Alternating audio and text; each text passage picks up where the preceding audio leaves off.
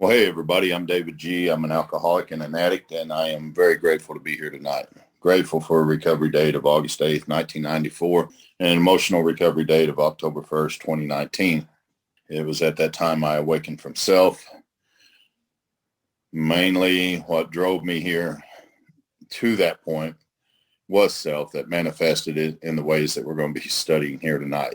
I think most of us on here have either had this trouble, we have approached this trouble, or we're probably getting ready to approach it if we've not already. So I hope that's not the case for a lot of people.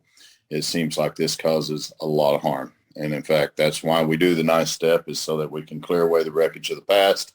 Therefore, be freely open with the spirit that flows in and through us, and that we can continue to grow in effectiveness and understanding of that. So we've journeyed through the book to page 80 over these last 20-something weeks.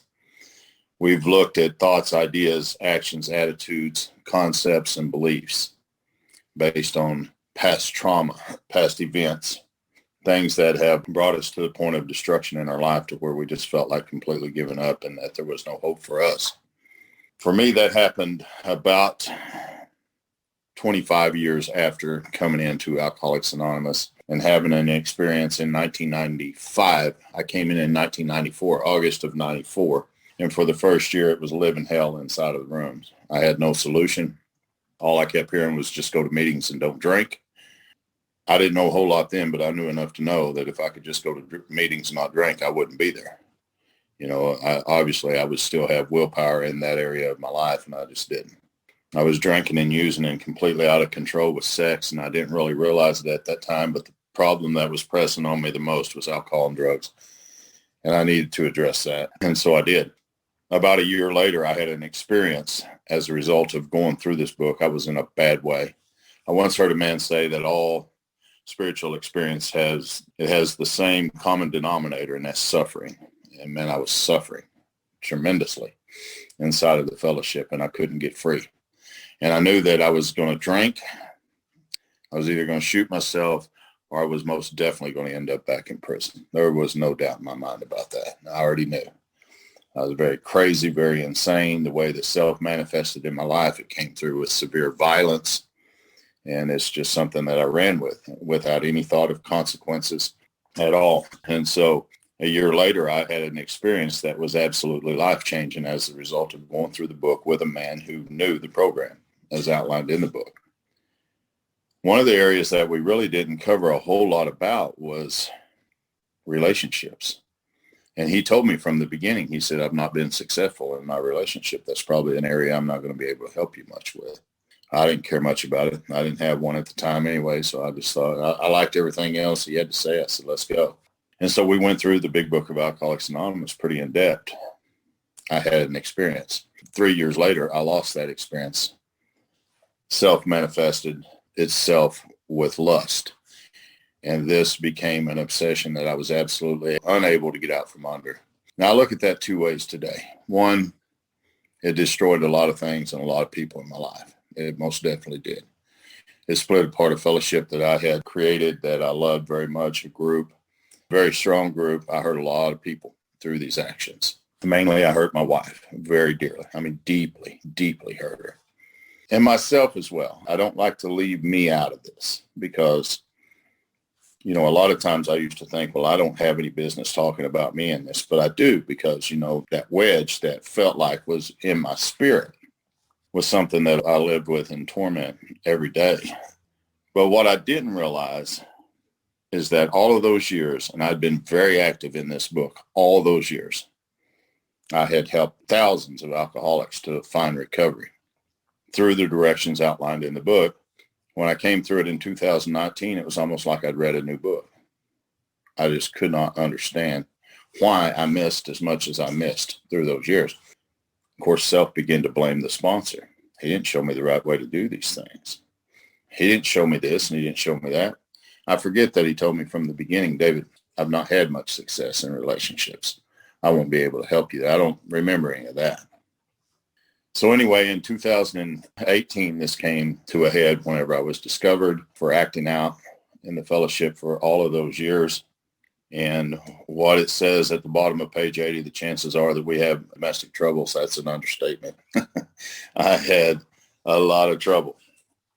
And something that started out so pure and so innocent, how it grew to what it became was just unbelievable.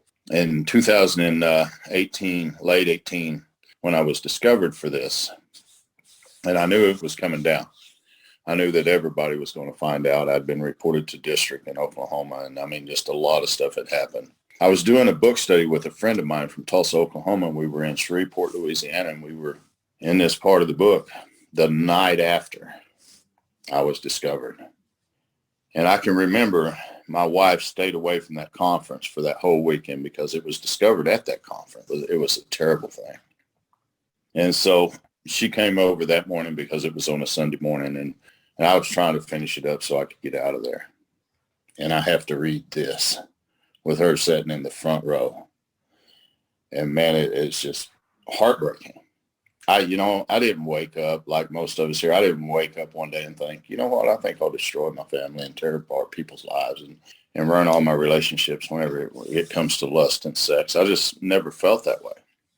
Self manifested in various ways is what had defeated me. I'd made decisions based on self, and that later put me in a position to be hurt. And that's exactly what happened here.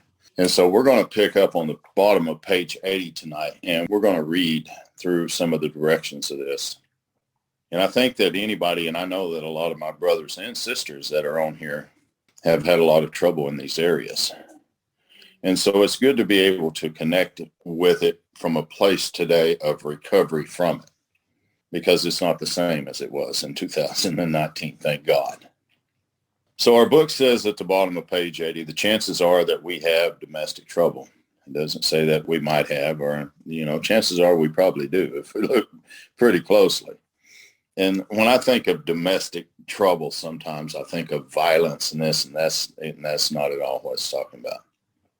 It says perhaps we're mixed up with women in a fashion that we wouldn't care to have advertised.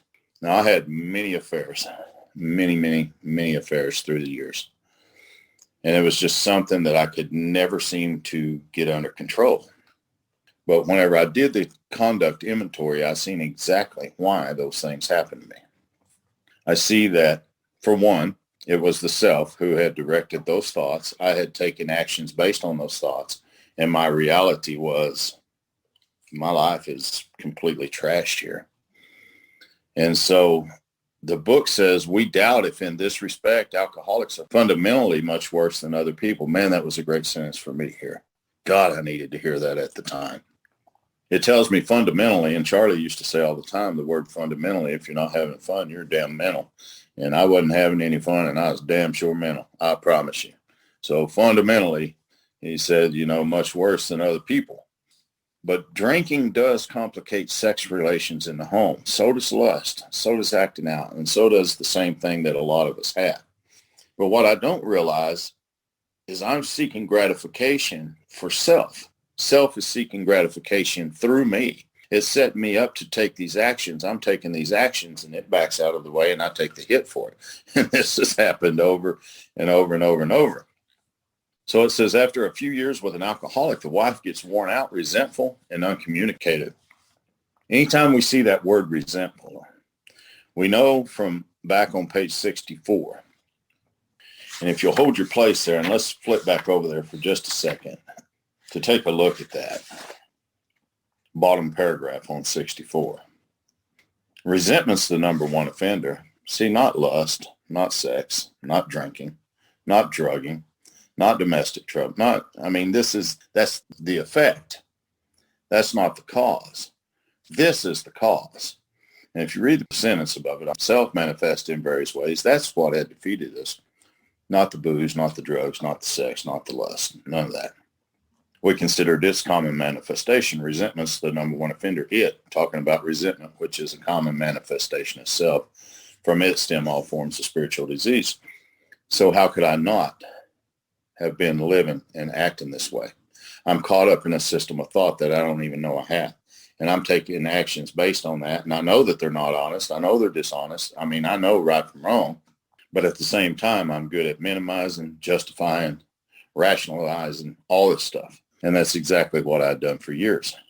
So after a few years, the book says on 81, the wife gets worn out. And mine did. There was a lot of BS. I had been exposed for this behavior one time before, early in our marriage, about 2 years after our marriage had begun. I'd got caught. And, it was a pretty hurtful time, but I was kind of able to sweep that under the rug and get on the other side of it as best I could without a whole lot of engulfing flames. That was not the case in 2019, I promise you. So she was beginning to get worn out, resentful, and uncommunicative a long time before I was definitely exposed for good. So the book says, how could she be anything else? But here's what happened. The husband begins to feel, keyword, feel, lonely and sorry for himself. And that's what happened to me.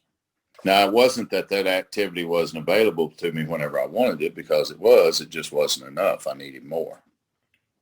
And anytime I begin to feel lonely and sorry for myself, I'm going to commence to do what this next sentence describes. I'm going to start looking around in nightclubs. Well, for me, I'm a recovering alcoholic, so I wasn't in nightclubs, but I was in a lot of AA meetings, and I was speaking at a lot of conferences, and I was doing a lot of big book studies across the U.S., and I was doing all of these things. And that is sometimes is like walking into an untreated pool of a place for this type of activity to go on. And that's exactly what happened. It says for something besides liquor, and I definitely wasn't there to drink. Perhaps he's having a secret and exciting affair with a girl who understands. It's funny how they understand until it happens to them, and then it's not very understanding. That was my experience with that. They would understand, oh, it was good, oh, it's okay, this and that. But then when I pulled away, or they did, or whatever, there was very little understanding there at all. So the word understanding, I guess the true word of understanding for me, means something different than me just wanting knowledge of something to understand it. I have people that I work with all the time tell me, I just don't understand that. I don't understand that. And I think that's pretty common, because self always wants to understand. It wants a lot of knowledge.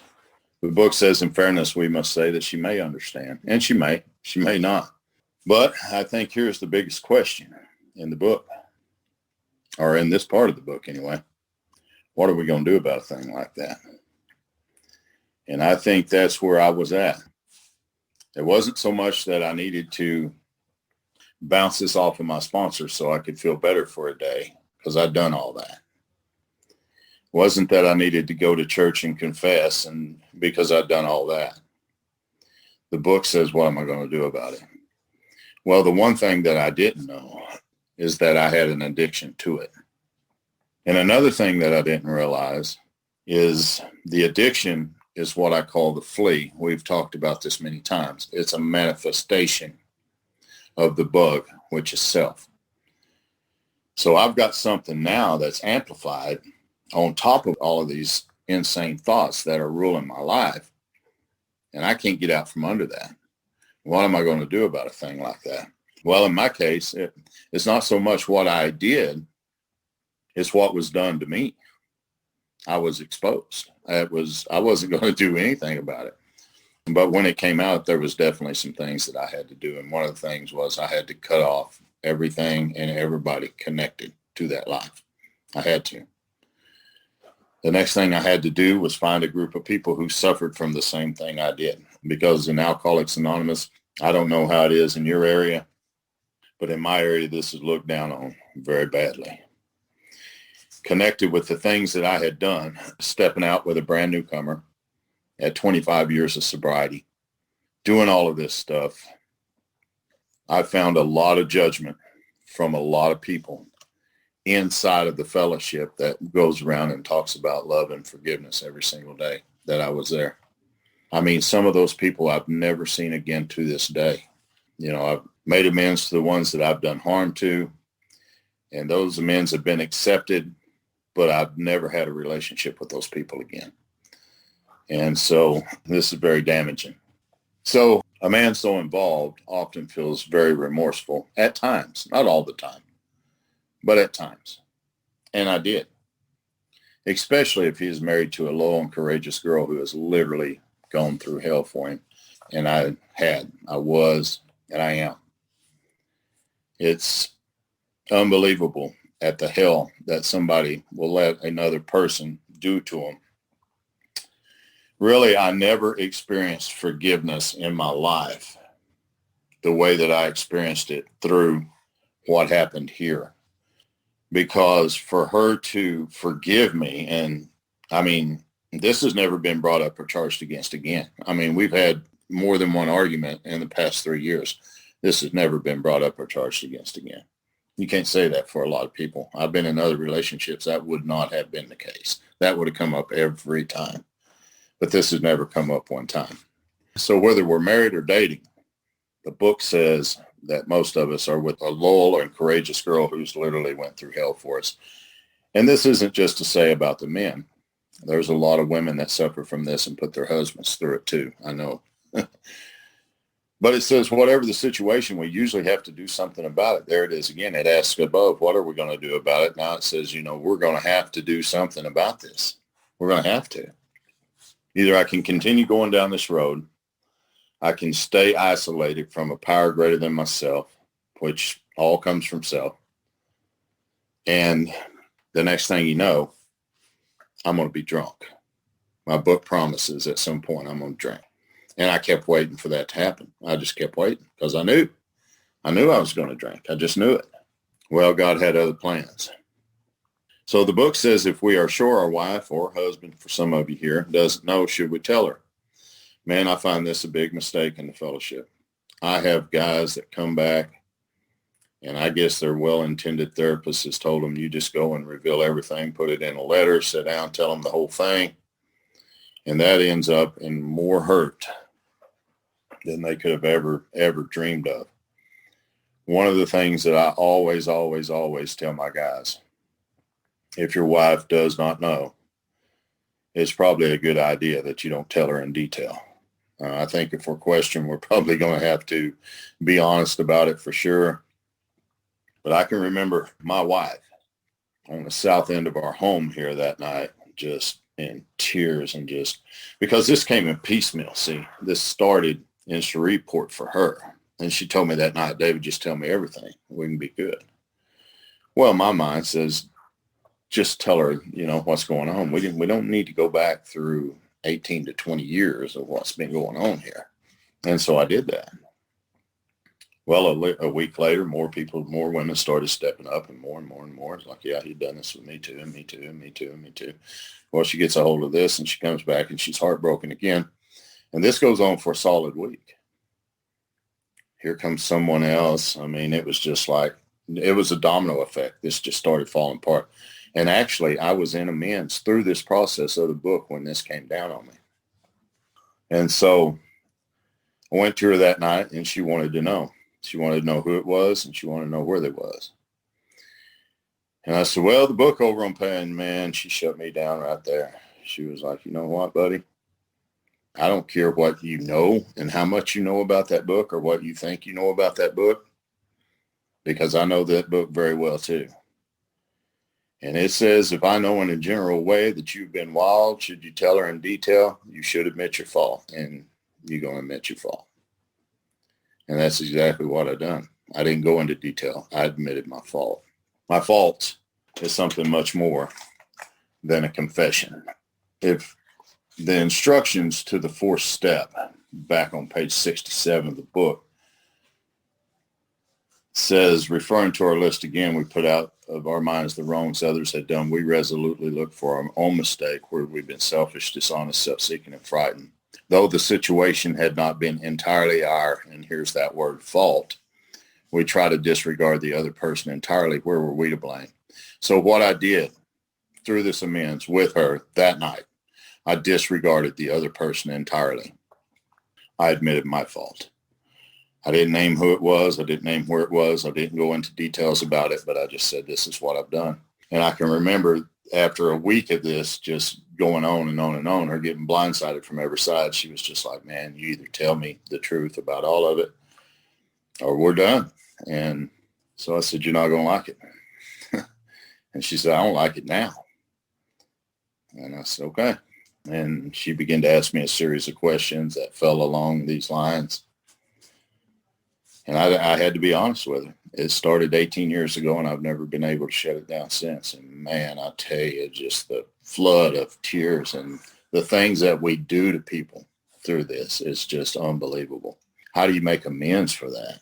I mean, my God, just live differently. Yeah, that's a pretty good start. But I think for me, it was just like I completely had to withdraw from everything and everyone at that time. Thank God for Sexaholics Anonymous. I don't always like a lot of what goes on there. I don't like a lot, but I don't like where I was at that night either. And my sponsor told me after the fifth step, you're going to have to find your own kind of people. And I did, thank God. And by the grace of God and that fellowship and the work that I already had with me in the book and the steps that I took during that time, I've been able to walk a free man from this ever since. And that's probably the greatest amends that can ever be made. To be rid of the obsession, to notice the self, see the self for what it is, and to walk a free man from that. That's a beautiful thing. It really is. So it says here, she'll want to know who the woman is and where she is. That she did, for sure. But we feel that we ought to say to her that we have no right to involve another person. I think if you remember the directions back on 72, we went through that in our book. This is perhaps difficult, especially discussing our defects with another person. We think we've done well enough in admitting this to ourselves. There's doubt about it. We usually find a solitary self-appraisal insufficient. Many of us thought it necessary to go much further, be more reconciled to discussing ourselves. See, that's what we're there to do. I don't need to lay out all of this thing about those women, all of those things about those events. I'm there to discuss myself. I'm there to clean up my side of it and move on with life as best I can. But I did know one thing. I knew either whether I was staying at home or whether I was leaving home that day, there was something that I had to do about this, or else I was never going to be able to live a life.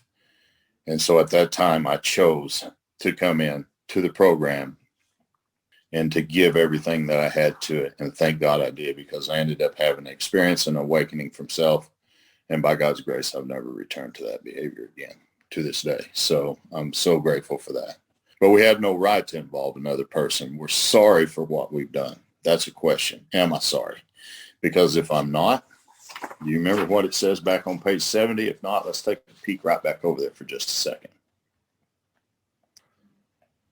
First full paragraphs. Suppose we fall short of the chosen idea and stumble. Does this mean we're going to get drunk? Some people tell us so. This is only half the truth. It depends on us and our motives. If we are sorry for what we have done and have the honest desire to let God take us to better things, we believe we will be forgiven and we have learned our lesson. That's what happened to me. Thank God. If not, here's the other side of that coin. If we're not sorry and our conduct continues to harm others, we're quite sure to drink again or act out or whatever your problem may be. So we're sorry for what we've done, and God willing, it shall not be repeated. I can't promise. She told me, promise me right now that you'll never do this again for the rest of your life. And any other day but that day, I would have promised her that. But I told her I can't make that promise. I'd love to with all of my heart, but my experience shows I always do this again. Always. I said, God willing, it'll never be repeated, and the best that I can do is give you today. And we've moved forward with that ever since. The book says more than that we cannot do. We have no right to go further. Though there may be justifiable exceptions, and though we wish to lay down no rule of any sort, we have often found this the best course to take, and so have I. If my wife doesn't know something, I'm not going to come in and spill all of that down onto her so that I can get a little bit of relief and walk away from that feeling better. What's that done to her? That's emotionally damaged her for life. I have no right to go further than that. None at all. The book says, and we was just over there on page 72, we have no right to save our own skin at another person's expense. So our design for living is not a one-way street. Thank God he put that in there. It is as good for the wife as it is for the husband. Now, this is Bill Wilson writing. And we know that Bill had some trouble here. We know. He says, if we can forgive and forget, so can she. Boy, I sure was hoping that would have been the case for me, but it just wasn't. So it's better, however, that one does not needlessly name a person up on whom she can vent jealousy. And I definitely believe that to be the case. So perhaps there's some cases where the utmost frankness is demanded, and that's blunt honesty. And that's where I was at that night. It may be that both will decide that the way of good sense and loving kindness is to let bygones be bygones. Well, it may or it may not be, because if you have somebody that's untreated, that we don't understand the disease of addiction when it comes to lust, it's going to be hard to let bygones be bygones, because the only thing that she can see is the harm that I've done to her. Now, thank God that she had many years in this book and in this program. But what I've seen her put herself through as a result of my behavior was something that I'll never, ever forget for my entire life. I hope I never forget it. So I asked my sponsor one time, I said, it says that both will decide that the way of good sense and love and kindness is to let bygones be bygones. What's that look like?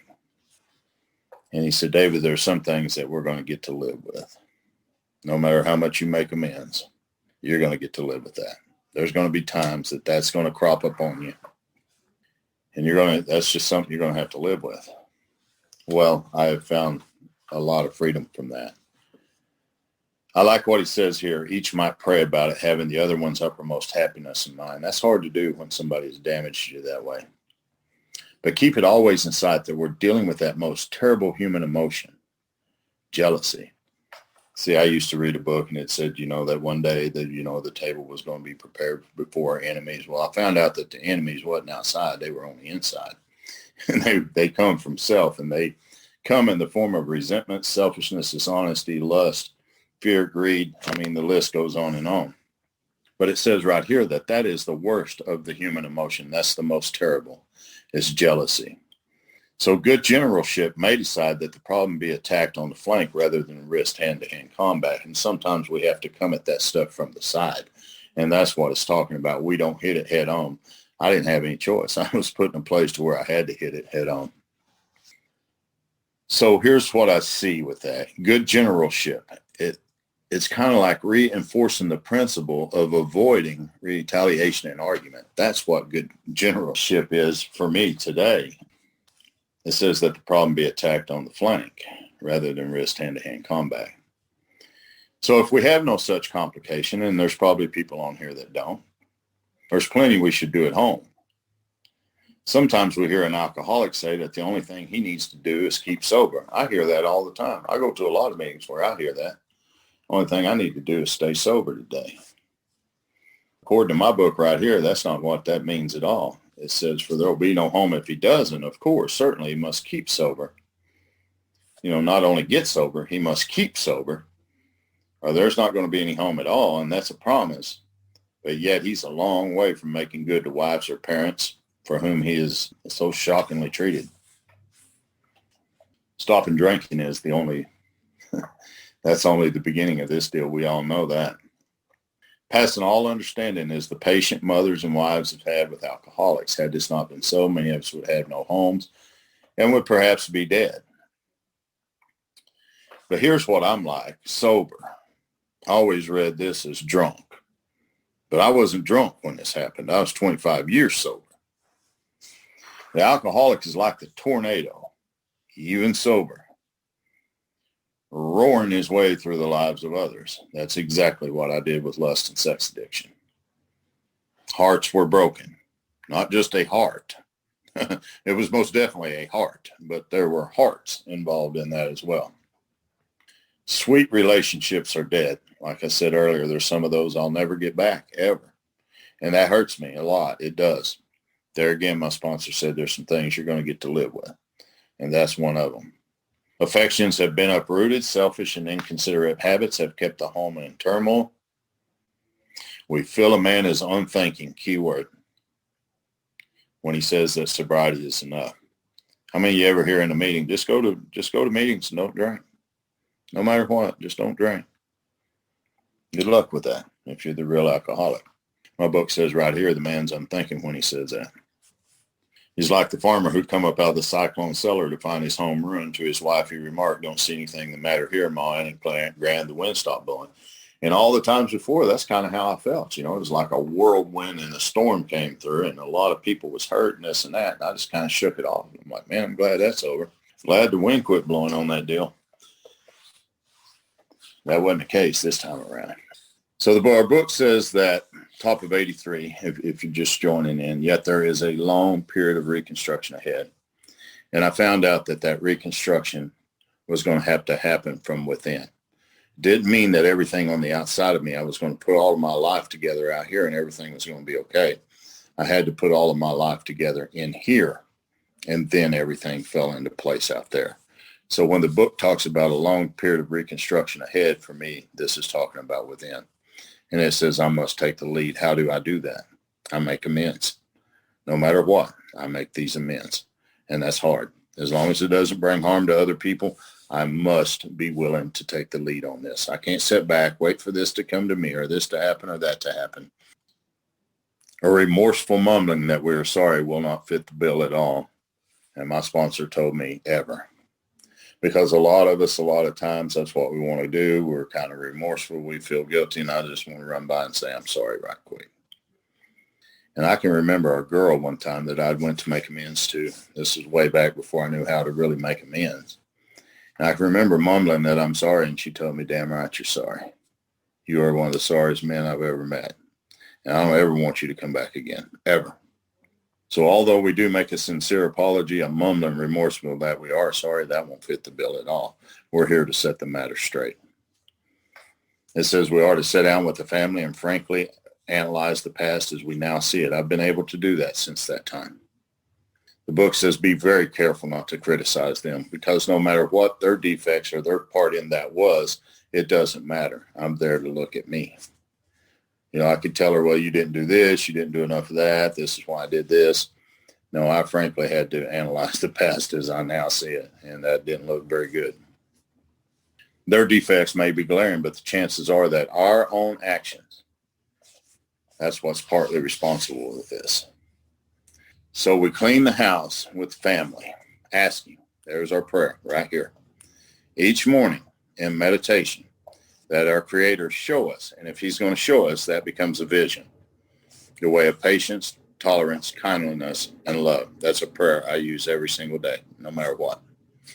So from right there to page 88, that begins a series of 12 prayers, 12 meditations, and 12 visions. And it starts right there. Ask each morning, that's the prayer. In meditation, that's the meditation. That the Creator show us, that's the vision. The way of patience, tolerance, kindly, and love. But no pity. I don't need to expect pity. So the spiritual life is not a theory. It can't be taught or it can't be earned. We have to live it.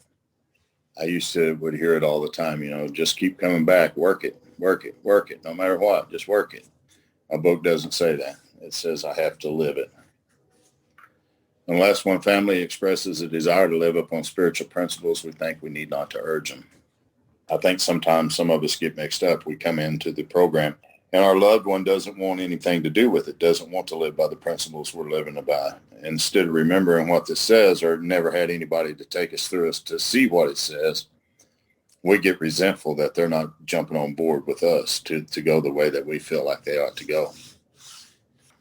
My wife has never been a member of S-Anon. She attended a few meetings, but she returned to her faith tradition.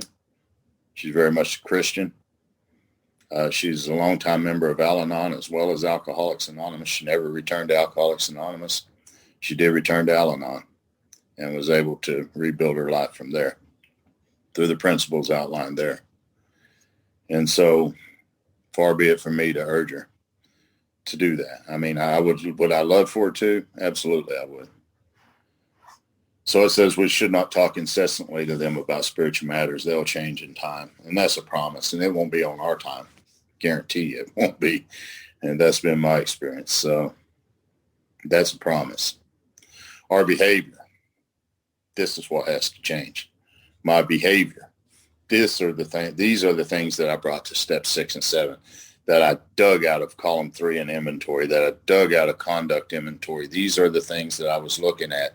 What do I do, or what did I do when pride is affected, self-esteem, all this stuff? What do I do? And as I looked at that and reflected at it, and all that stuff began to come to me, this is what I took to 6 and 7 with me. So by the time I get to here, I'm walking hand in hand with the spirit of the universe, and I'm a new man. Only this is the part of the book where I was discovered when I was coming through this work. So for me, it was almost like I had to back off of that for a little while. But I never did stop making amends. And over the years, my behavior has convinced her more than my words ever could have. We must remember. In other words, don't forget this. That 10 or 20 years of drunkenness or acting out will make a skeptic out of anyone. Well, there may be some wrongs that we can never fully right. That's where we're going to have to live with them. But here's the good news. I don't worry about it if I can honestly say to myself that I would write them if I could. There's been some that I ran up on like that. They were crossed off of my list in the 8th step, but I've never forgot them. Some people cannot be seen. For me, this is talking about the people that are dead. The man that I killed, my son that drowned when he was 6 years old. Come to find out, whenever I started making these amends, I had 90 amends, and out of 90 of them, I've made 89, and the last one being a large financial amends. I was able, to the women that I wasn't going to bring further harm to, I was able to find a way to make amends to them. Man, what a huge, that was a God deal. That just absolutely was. So there was about 3 or 4 of them that were dead. And so the book says that we send them an honest letter. And so this is what I did. In 1995, I was a year sober when my youngest son drowned in Lake Monroe, Indiana. And I went back to the natives, and this is exactly what they encouraged me to do, was to write the letter. And so I wrote the letter prayerfully from the heart, and I can remember taking it to them that day, and we burned it with sweet sage and cedar and different things. And there's a purpose behind all that. But anyway, I can remember walking away from there that day after it went up in smoke, feeling a freedom that I had not felt before. There were a lot of things that I'd done that I wish that I'd done differently while I was alive that I wasn't able to do because of my drinking and drugging. I was able to walk away from that.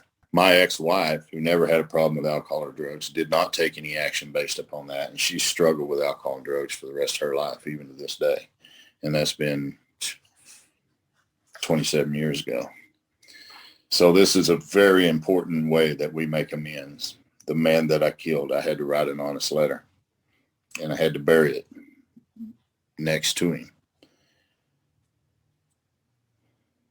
The women that I had hurt by my conduct, I wrote a letter to those that were dead. And I can remember one day after a ceremonial sweat lodge, I asked my elder if I could have some quiet time alone. And I remember sitting in the forest that day and reading those out and really, really just crying from the heart. And I just really felt like my spirit had connected with theirs that day. It's amazing. So this is how we make amends to those who are dead or that can't be found or even seen anymore. So it says there may be a valid reason for postponement, but in some cases, but we don't delay if it can be avoided. We should be sensible, tactful, and considerate and humble without being servile or scraping. And I've said this before. When it comes to the amends, I'm not going to do, and any of the people that I take through this process is not going to do anything illegal or immoral. We are not servile or scraping. As God's people, we stand on our own feet. We don't crawl before anyone. And that's a promise. So let's look at the promises real quick, and then we can recap on them next week. If we are painstaking about this phase of our development, if you take that word painstaking, you turn that around, that says taking pain. We're going to take a little bit of pain here. Better get ready for it. If we don't, something's wrong. Self is still running the show. So if we're painstaking about this phase, talking about the amends of our development, we will be amazed before we're halfway through. We are going to know a new freedom and a new happiness. We will not regret the past nor wish to shut the door on it. How could we? Self is no longer running the show. We have discovered it now. We have put our finger on the problem. We know what it is. We know what takes us out of the sunlight of the Spirit. I have cleaned up my past now. I no longer regret it. I see it as something that I can use to help other people, to take them through this process, to free them. That's how I get back today. That's how I get back to all the people that have went on. That's how I get back to my Creator. And that's most definitely how I get back to myself. I don't regret my past. I don't wish to shut the door on it anymore. I don't hide from that. I would never go to the podium and talk about the things that I talk about today. There is absolutely no way I would have ever done that. But today I shoot from the hip with that, because most likely, always, there's somebody sitting in that crowd that's suffering from the same thing. And it's been my experience by getting honest about that. Am I proud of it? No. But do I regret it? No. So it says we will comprehend the word serenity and we will know peace. Not that we might know peace. Maybe we will after there. No, we will know it. And no matter how far down the scale we have gone, we will see how our experience can benefit others. How beautiful is that? Self had taken me to the very end. I thought the only thing left for me was death on many occasions. I see how the grace of God entered the sunlight of the Spirit, turned that completely around. And today, my experience benefits a lot of people. That feeling, there's a key word, feeling of uselessness and self-pity will disappear. That's what I used to feel every single day, just how useless I was, how full of self-pity. That has disappeared. It's no longer there. I've lost interest in selfish things. How could I not? I've discovered the self. I see what the problem is now. Why would I have interest in that at all? I don't. It's gone. And there's nothing that I did to do that. I awakened from self through this process. That's no longer there. So I know I'm running pretty close to being out of time. So we'll just cap it up right there. And then we will come back and visit these next week very in depth. We'll go in depth with these promises because there are things here that's just absolutely unbelievable. I know this. The imposition of self is why I drank. It's why I drug. It's why I lust. It's why I hurt people. That's why. It's not because David's a bad guy. He's worthless. He's no good. He's all that. It was the imposition of self. It was the narrative. I became the victim of the narrative. You know, it created a story. I followed this lead, and here's the results of it. Now, I've got to be the one to clean it up. And when I do that, I don't have to look at that. No, like it said there, no matter how far down the scale I've gone, I can definitely see how that experience will benefit others. So I'm really glad to be here tonight, and I'm grateful for Ashley and Dennis for your service as always. Thank you, everybody that comes out and supports this meeting every Tuesday night. And I'm glad to be here. Thanks. This concludes David's share on tonight's chapter, but we encourage you to keep listening as he answers questions from the audience and shares additional experience, strength, and hope. When you were talking about writing letters to make amends, the thought come across my mind. My second sponsor had me take a prayer to God, to ask God for amends with my mom. Do you think that's good enough, or should I go about the process of writing a letter? Well, in my experience, like the book says, if a person cannot be seen, I think that that's the course of action to take. I think if they can be seen, then I need to do what it says and make a direct amends, as long as it doesn't bring harm to someone it's doing. And I'm not talking about bringing harm to me. Because usually, I mean, if I'm in a situation that's going to be harmful, or someone's going to hurt me physically or something like that, or then that might be one thing. But I think what he said is right. You know, take that prayer to God and ask him to reveal to you what you need to do there. For my sponsor that took me through this work, he said, to them all means to them all. And when it says direct, we mean direct. And that's how I had to face my amends. There were a few that I got to do by phone, but that was people that were so far away that I would probably never see them again anyway. So I think that I would continue to be in prayer about that if I were you, Ralph, and do what you feel led to do, and definitely follow the advice of your sponsor. I don't say that enough on here, and I should. That if your sponsor says anything that is different than what I'm sharing in this book, follow your sponsor's lead. That's very important. Thanks, brother. All right. Thank you much. David, thank you so much for sharing tonight from some depth from your experience. That was really beautiful. Touched my heart. Thanks. I just wanted to share an experience that I had where there were a few women in my past that the amends would probably have harmed them a lot more if I could have even located. Some of them I didn't even know their last names. So I did the letter writing, read it to my sponsor, and yet I still didn't feel quite right. I felt like something was missing.